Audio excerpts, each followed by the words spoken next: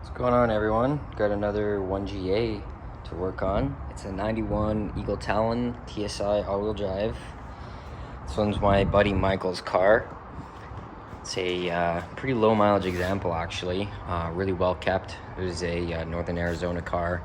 And it was stored under like something, so a lot of the upper part is paint faded, but I've already done some work to the car. Now we're kind of going through and doing a major overhaul service on it.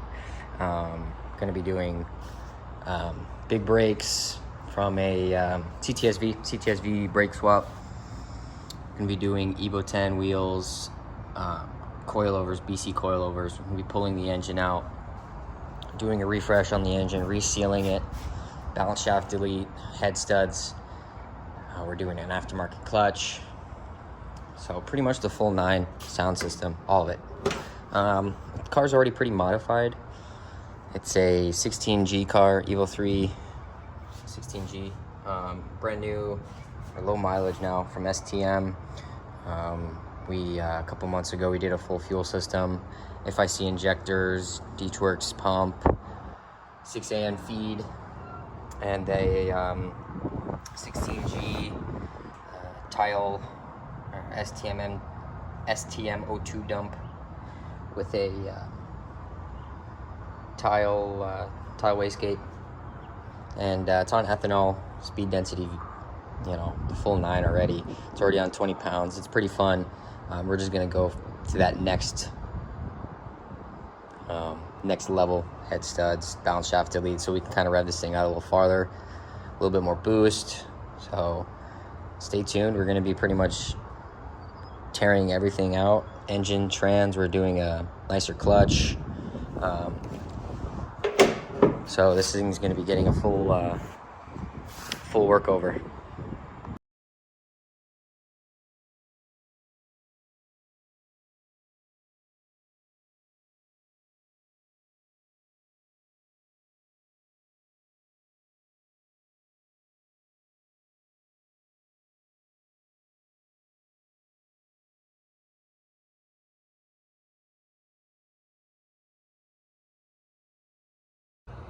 Oh, off to a fun start already. The second bolt I literally touched was stripped, so had to drill the lug through, weaken it up, snap it off.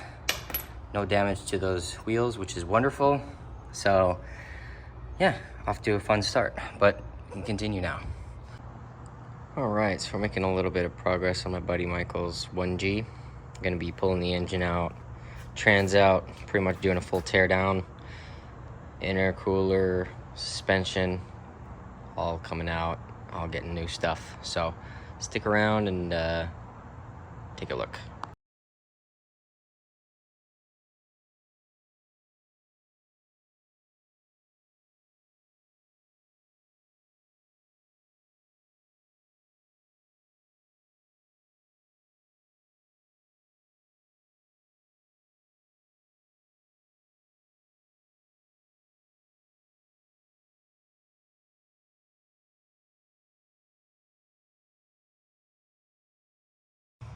All right, here working on Michael's car, getting the trans removed and engine, driveline all removed. But it's always nice to see untouched bolts with brand new looking heads pretty much after 30 years. Even the outer trans bolts, this thing is in pretty good shape. Usually the electroplating kind of wears off over time and they kind of get all corroded. But this one's pretty nice. Just kind of thought I'd show you guys that. So, on to the next. Alright, so just about to get the trans off here. I like to just get some tension on it with a hoist and kind of break it free. I used to just jack it up, but decided I didn't like having transmissions potentially fall on my feet, so this is kind of a little bit of a nicer solution to that. Just kind of get some the weight up on here a little bit. And then we're going to kind of just slide it off.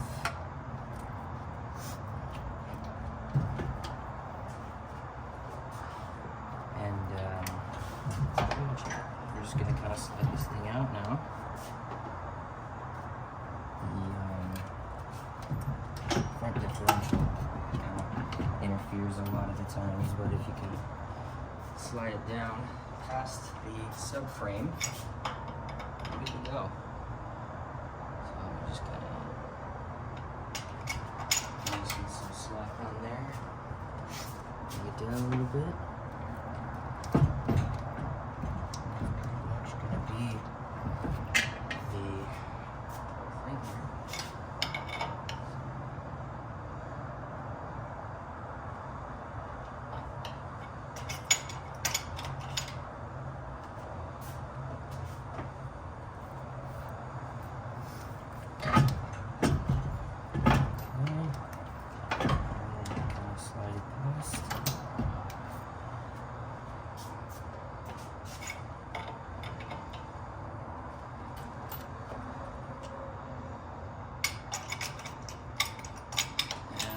Slowly kind of guide it down as I go.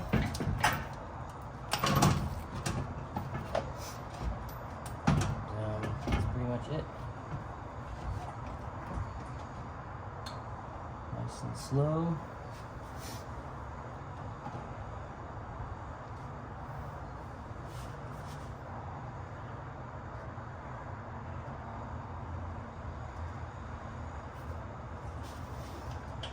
We're not catching on anything. No. Nice and clear.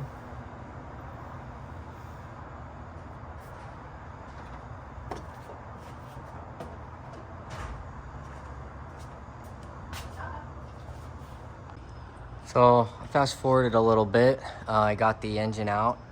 Michael came by and kind of helped me took the hood off, and I was just showing him kind of what I do to peel these things out. I was kind of just showing him how I disassemble the front timing system and stuff like that. But making good progress. Engine's disassembled and out. Now I can focus on cleaning up the engine bay a little. What's going on, guys?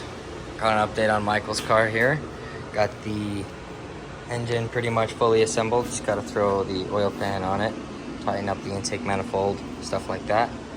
I'm going to be working on the brakes, the suspension, and the engine bay next. I'm going to be completely stripping it out in preparation to get it painted. And yeah, so I'll take you along for the process on that. Just pretty much get it all stripped out, and then I got to degrease it, pressure wash it, and get it all spotlessly clean first before we lay any sort of paint on there. What's going on, everyone? Got a little update on Michael's car here. Got the engine bay majorly stripped out, got all the brackets and little stuff out of the way. Got a couple coats of VHT bull bar and chassis down, and I like this stuff a lot. It lays really smooth, really flat. I just like to let it air dry for a couple days, and it runs great. And so that's that. Pretty much now it's going to be the assembly phase, and I'll update you as that goes along.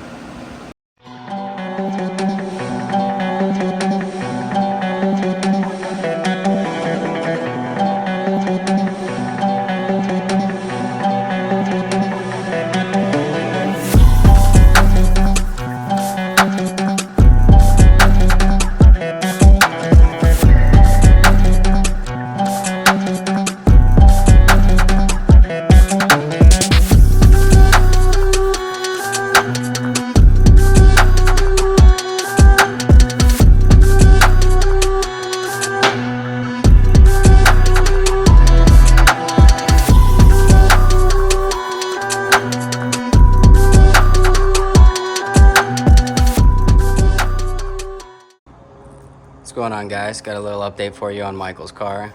Got the engine back in, and just working on the little details now, like the wiring harness, getting the transmission back in the vehicle, sorting out the intake manifold and where the wiring is going to go on that. Pretty much all the vacuum lines, you know how it goes.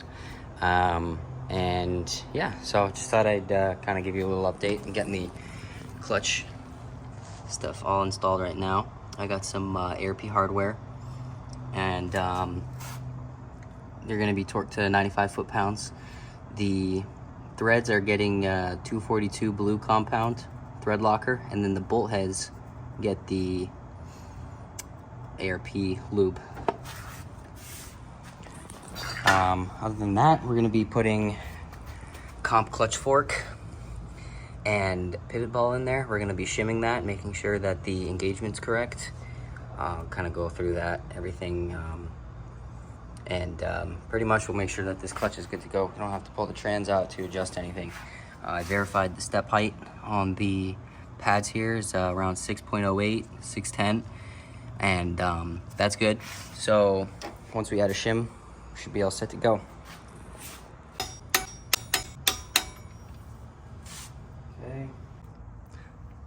Okay, so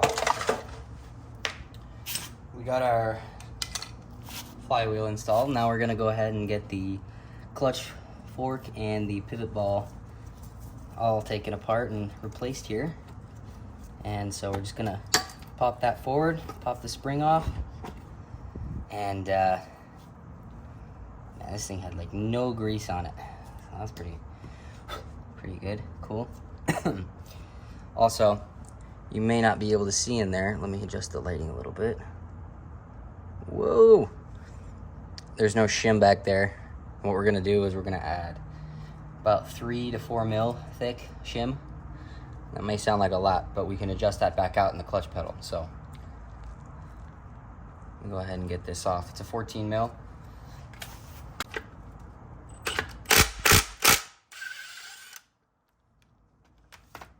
There it is here. So over time, this ball likes to wear out, as well as the cup itself that it interfaces in. And so over time, what'll happen is, if this is the window of the, this is the window, over time it'll start to sag down, and you want it as closer to the driver's side as you can so that it's pushing on it and you get the most angle. So let me go get the comp stuff. So I think this is a forged steel fork, and I've actually had a stock one snap on me right at the bolt. Snapped clean off. Thankfully I was able to limp it home in third gear. So this is the new ball. They supply a nylon washer. Throw that out, it's junk. We're gonna put a nice steel one on there, whatever. So we're gonna get rid of that, and then we're gonna build up our clutch fork. So be sure to use thread locker on this. You don't want this clip backing out. That'll be a really crappy day. So Loctite this, and yeah, let me get you guys back in just a minute here. All right, back. So about a 2.5, 3 mil thick washer, and then I'm gonna clean up the input shaft from the old grease, and I'm also gonna install some blue Loctite on this so it doesn't come loose. I went ahead and got this all Loctite installed, and so yeah, just clean up the input shaft a little bit. The bore that the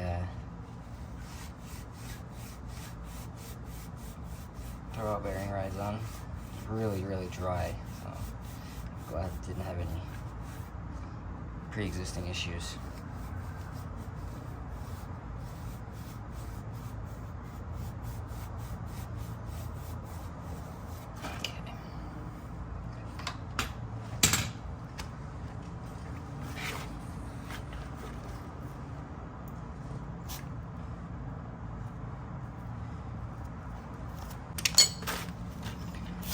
And then I'm gonna run this in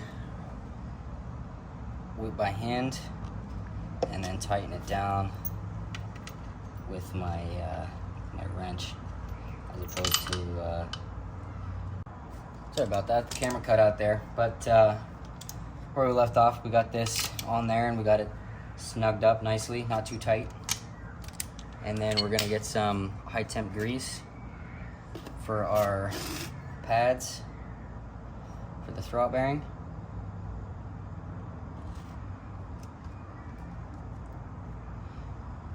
And then we're gonna assemble it onto it. Sometimes these need to be spread apart a little bit. Okay. And we're gonna take our Jesus clip, get that installed.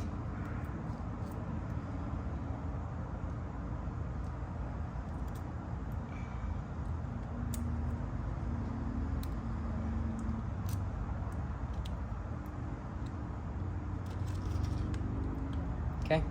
It's gonna ride in that groove. Spring back to forth like that. We're also gonna put some lube in the bore here and try and get it into that groove in the bearing so that this thing has a long life. And then we're also gonna put some in the grease, put some grease in the hole for the pivot ball, and then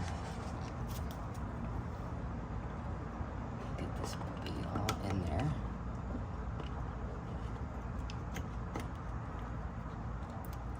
Okay, and then we're just gonna get a little click. And that's nice and smooth. I'm just gonna clean off the excess, throw it behind here. Nice. Perfect, so that's that. The transmission's now ready to be installed back in the car. So let me just finish up the pressure plate install and we should be all good to go.